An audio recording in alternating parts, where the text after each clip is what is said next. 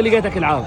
نفس المكان. لقيتك هنا في هذا المكان. عافيه. موجود ان شاء الله؟ كل سنه موجود. كل سنه موجود. ومن يم براءة هذا الطفل اللي هو كل سنه نلقاه بهذا المجلس، هسه هنا نشوف تواضع ملا مصطفى السوداني، والتواضع ماله وجه جمهور الحسيني. هسه راح نشوفكم هنا اعزاء واعيه الحسين اللي هم يقيمون كل سنه مجلس مبارك بهاي الخيمه استقبالا الشهر محرم الحرام، وورا ما ينتهي هذا العزاء يفلشون هاي الخيمه كلها. يعني هذا المكان جاي يشوفونه يقيم به المجلس مره واحده. وشربنا القهوه وتعالوا نشوف الحضور الحسيني المبارك بوجود الرادود صاحب الصوت الحنين ملا مصطفى السوداني. والقصيده النزله كانت كلش حماسيه.